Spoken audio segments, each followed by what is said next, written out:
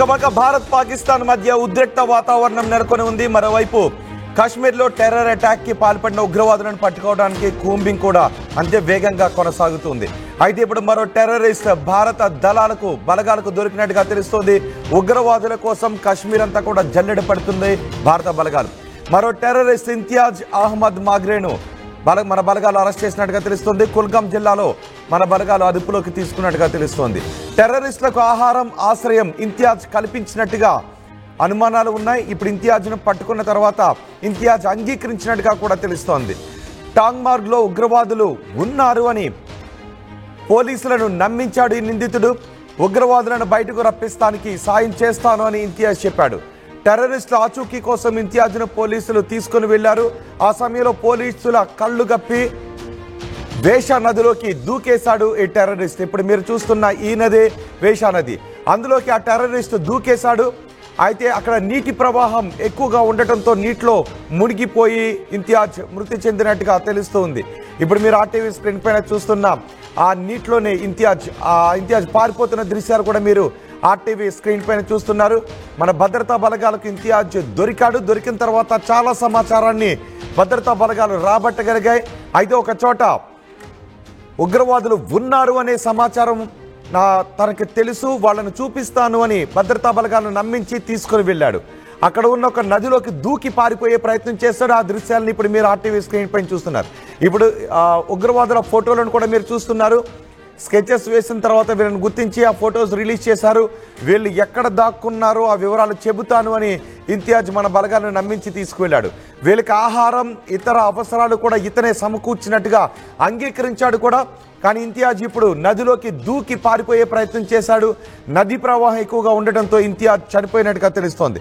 మా ప్రతినిధి మధు ఉన్నారు పూర్తి సమాచారం అందించడానికి. మధు, ఇప్పుడు ఇంతియాజ్ నదిలోకి దూకి చనిపోయినట్టుగా తెలుస్తోంది. కానీ ఇంతియాజ్ దగ్గర నుంచి ఇప్పటికీ మన బలగాల దగ్గరకు కీలకమైన సమాచారమే వచ్చిందా? ఎగ్జాక్ట్లీ, అంటే అడవిలో దాక్కున్నటువంటి టెర్రరిస్టులకు ఆహారం తర్వాత ఇతరత్రకు సంబంధించినట్లు సహాయం చేయడానికి వెళ్ళినట్టుగా తెలుస్తా ఉంది. నదిలో దూకి పారిపోవడం తర్వాత ముందుగా పోలీసులని అక్కడ ఉన్నటువంటి ఆర్మీ అధికారులని నమ్మించాడు. వారికి నేను సహాయం అందించాను, ఆహారం అందించాను, టెర్రరిస్టులకి ఆశ్రయం కూడా కల్పించాను అనేటువంటిది చెప్పి వీళ్ళందరినీ నమ్మించి మీకు చూపిస్తాను వాళ్ళు ఎక్కడున్నారో అంటూ వీళ్ళతో వెళ్ళాడు. చివరాఖర్లో నమ్మించి నదిలో దూకి పారిపోయే ప్రయత్నం చేశాడు.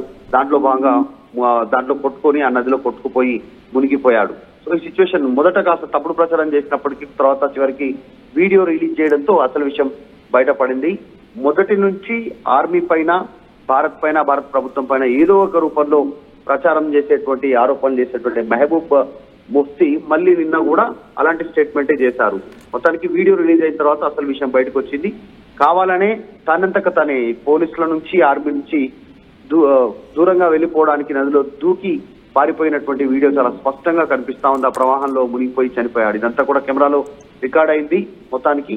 అయితే మొదటి నుంచి చెప్తున్నట్టుగానే స్థానికంగా ఉన్నటువంటి వాళ్ళు టెర్రరిస్టులకు ఏ రకంగా సహాయం చేస్తా ఉన్నారు, ఆశ్రయం కల్పిస్తా ఉన్నారు, సమాచారం ఇచ్చారు అటాక్ చేయడానికి అనేటువంటిది మరొకసారి నిరూపితమైంది. సో అన్ని వీడియో ఆధారితంగా ప్రతి ఒక్కటి కూడా స్పష్టంగా బయటకు వస్తున్నటువంటి పరిస్థితి ఉంది.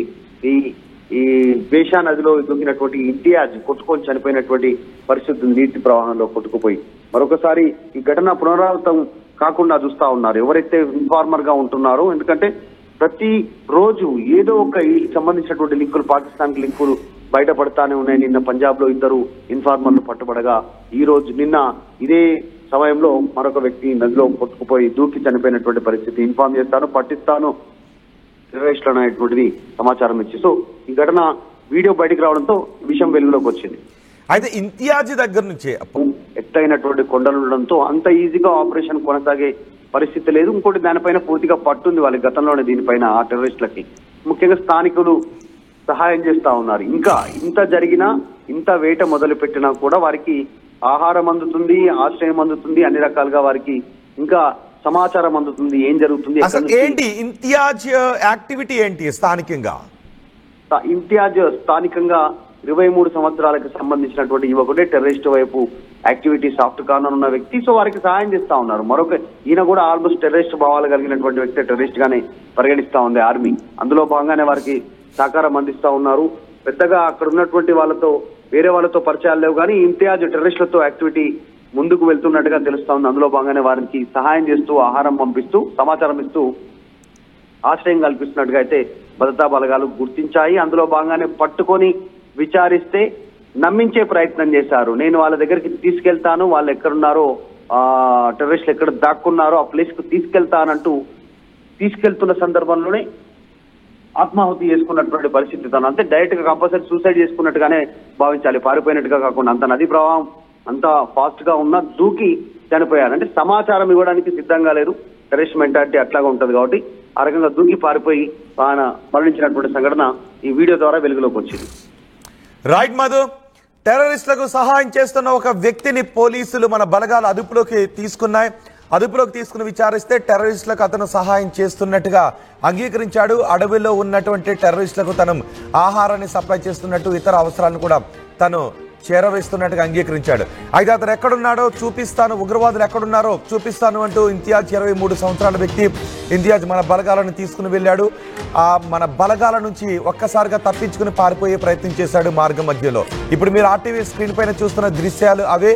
మార్గ మధ్యంలో ఉన్న ఒక నది దగ్గరకు వచ్చిన తర్వాత ఆ నదిలోకి దూకి భద్రతా బలగాల నుంచి తప్పించుకుని పారిపోవాలి అని ఈ ఉగ్రవాదులకు సాయం చేస్తున్న ఇంతియాజ్ ప్రయత్నం చేశాడు.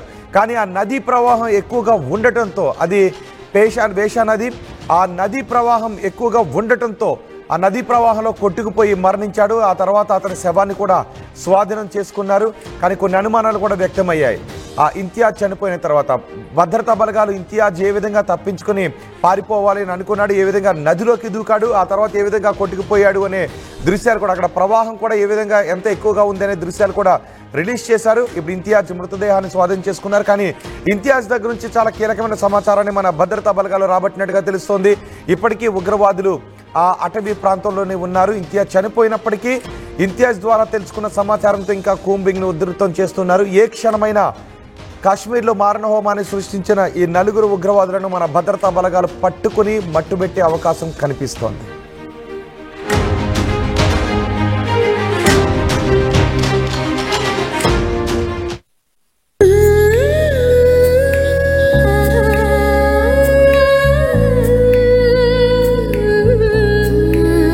Gokulam Signature Jewels,